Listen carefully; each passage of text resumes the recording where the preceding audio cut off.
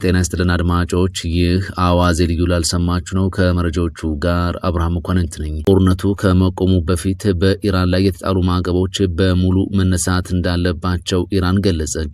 የጠቅላይ መሪው አማካሪ ሞሐሰን ረዛኢ እንደገለጹት ኢራን የካሳ ክፍያ እስካልተፈጸመላት ድረስ ግጭቱን አታቆምም ብለዋል። የእስላማዊት ሪፐብሊክ የበላይ መሪ ወታደራዊ አማካሪ ሞሐሰን ረዛኢ በኢራን ላይ የተጣሉ ማዕቀቦች በሙሉ ካልተነሱ በስተቀር አገራቸው ግጭቱን እንደማታቆምም ተናግሯል። የፋርስ የዜና ወኪል ረዛኢን ጠቅሶ እንደዘገበው ጦርነቱ የሚቀጥለው በኢራን ላይ ለደረሰው ጉዳት በሙሉ ካሳ እስኪከፈልና ማዕቀቦች እስኪነሱ ድረስ ነው ብለዋል። በተጨማሪም አሜሪካ በእስላማዊት ሪፐብሊክ የውስጥ ጉዳይ ጣልቃ እንደማትገባ ዓለም አቀፍ ዋስትና እንፈልጋለን። ይህም የአገራችን ሕዝብ የበላይ መሪውና የጦር ኃይሉ ውሳኔ ነው ብለዋል።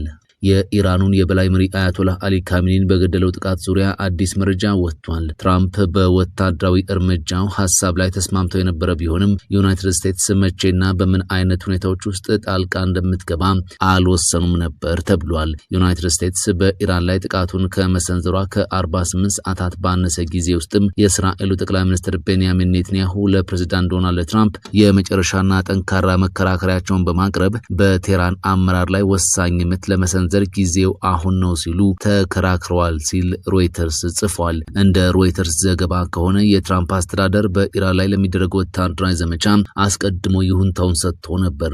ነገር ግን ኔታንያሁ ስልኩን በደወሉበት ወቅት የጥቃቱ ጊዜና ስፋት ገና እየታሰበበት ነበር ተብሏል። የእስራኤሉ መሪ አዳዲስ የስለላ መረጃዎችን በመጥቀስ የኢራኑ የበላይ መሪ አያቶላህ አሊ ካሚኒና የቅርብ አማካሪዎቻቸው ተጋላጭ ናቸው ተብሎ በታመነበት ወቅት የአመራር ቅነሳ ጥቃት እንዲሰነዘር ግፊት አድርገዋል። ጥቃቱ ከመፈጸሙ ከ48 ሰዓታት ባነሰ ጊዜ ውስጥ ኔታንያሁ እንዲህ አይነቱን ውስብስብና የሩቅ ጦርነት ለመጀመር ስላላቸው ምክንያቶች ከትራምፕ ጋር መነጋገራቸውን ሮይተርስ የዘገበ ሲሆን ይህም የስልክ ቆይታ በውሳኔ አሰጣጥ ሂደት ውስጥ ወሳኝ ወቅት እንደነበር አመልክቷል። አዳዲስ የስለላ መረጃዎች እንደሚያሳዩት በካሚኒና በከፍተኛ ረዳቶቻቸው መካከል ሊካሄድ ታቅዶ የነበረ ስብሰባ ወደ ቀደምት ጊዜ የተዛወረ ሲሆን ይህም ኔታንያሁ እንደ ብርቅ አጋጣሚ የተመለከቱትን ሁኔታ ፈጥሮላቸዋል ተብሏል። እሳቸውም ካሚኒን ለመግደል ከዚህ የተሻለ እድል ላይገኝ ይችላል በማለት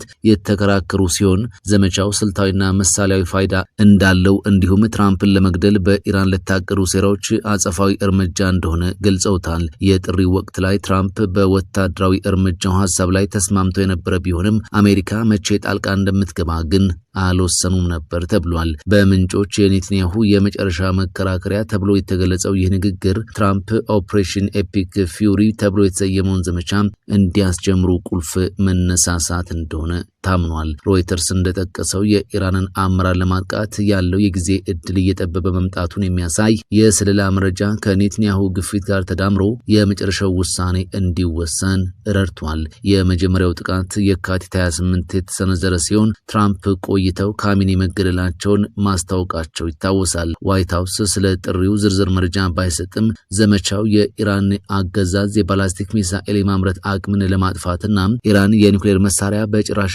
እንዳታገኝ ለማረጋገጥ ያለመ መሆኑን ገልጿል። ኔታንያሁ እስራኤል አሜሪካን ወደ ጦርነት እንድትገባ ግፊት አድርጋለች የሚለውን ሐሳብ የሐሰት ወሬ በማለት ውድቅ አድርገውታል። ፕሬዚዳንት ትራምፕ ምን ማድረግ እንዳለባቸው ማንም አይነግራቸውም ሲሉ አጽንኦት ሰጥተው ተናግረዋል። ትራምፕም በበኩላቸው በኢራን ላይ ጥቃት የመሰንዘር ውሳኔው የራሳቸው መሆኑን ደጋግመው ተናግረዋል። ፕሬዝዳንት ዶናልድ ትራምፕ እስራኤል በአሜሪካና በኢራን መካከል የሚደረገውን የተኩስ አቁም ስምምነት ታከብራለች አሉ። ነገር ግን ሙሉ ዋስትና ሊሰጡ እንደማይችሉ አክለው ገልጸዋል። ትራምፕ ትላንት ሰኞ በሜምፊስ ንግግር ከማድረጋቸው በፊት ጋዜጠኞች ድርድሩ ጥሩ ውጤት አግኝቶ የተኩስ አቁም ስምምነት ላይ ቢደረስ እስራኤል ትቀበለዋለች ወይ ብለው ላቀረቡላቸው ጥያቄ ሲመልሱ ጥረታቸው ለእስራኤል የረጅም ጊዜ ሰላም እንደሚያረጋግጥም ተናግሯል። እስራኤል እኛ ባለን ነገር በጣም ደስተኛ ትሆናለች ብዬ አስባለሁ። ከጥቂት ጊዜ በፊት ከእስራኤል ጋር ተነጋግረናል። በጣም ደስተኛ የሚሆኑ ይመስለኛል። ይህ ለውጥ ከመጣም ለእስራኤል ሰላም፣ የረጅም ጊዜ ሰላም ያረጋግጣል ብለዋል። አክለውም ታውቃላችሁ፣ ሙሉ ዋስትና ልሰጥ አልችልም፣ ነገር ግን ይሆናል ብዬ አስባለሁ። ህይወቴ በድርድር የተሞላ ነው። ሙሉ ህይወቴን የምሰራው ድርድሮችን ነው። ይህ የሚሆን ነገር ይመስለኛል። ለምንስ አይሆንም ሲሉ ምላሻቸውን ሰጥተዋል። ትራምፕ አሜሪካ ከ10 ቢሊዮን ዶላር በላይ የሚያወጡትን የኢራን የኃይል ማመንጫዎችን ለማውደም ማቀዷም ቴህራን ለድርድር እንድትቀርብ አስገድዷታል ሲሉም ተከራክሯል። በጣም ጥሩ አጋጣሚ ነው። የገንዘብ እጥረት አልነበረም። ነገር ግን በአንድ ምሽት ብቻ ሁሉም ነገር ይወድማል። ይህ እንዲሆን ለምን ይፈልጋሉ? ስለዚህ ደወሉ።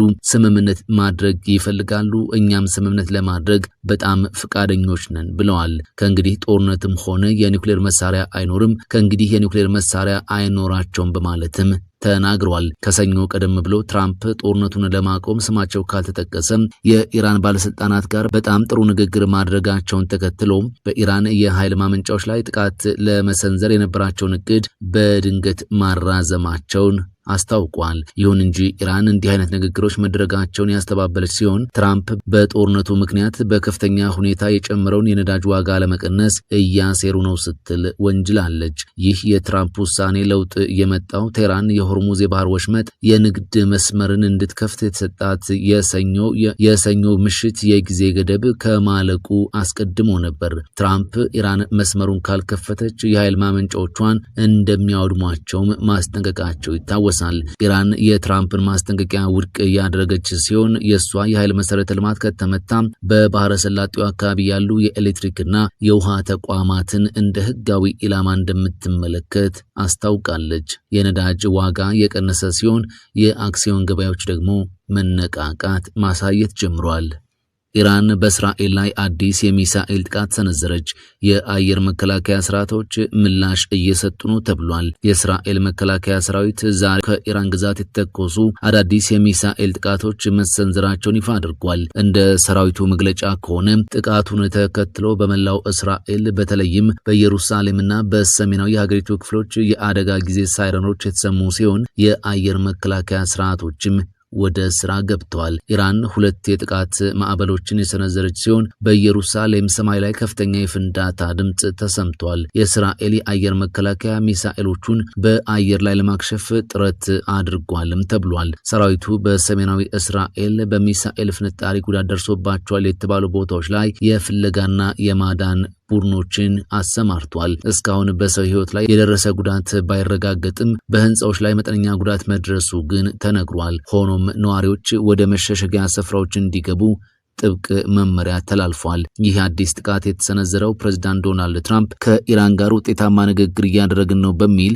በኢራን የኃይል መሰረተ ልማቶች ላይ ሊሰነዝሩት የነበረውን ጥቃት ለ5 ቀናት ማራዘማቸውን ካስታወቁ ጥቂት ሰዓታት በኋላ ነው። ቴህራን በበኩሏ ምንም አይነት ድርድር አላደረግንም በማለት የትራምፕን ንግግር ማስተባበሏ ይታወሳል። ይህ ተደጋጋሚ የሚሳኤል ጥቃት ባለፉት ጥቂት ሳምንታት በቀጠናው የጀመረውን መጠነ ሰፊ ጦርነት ይበልጥ ባባሰው ቀጥሏል።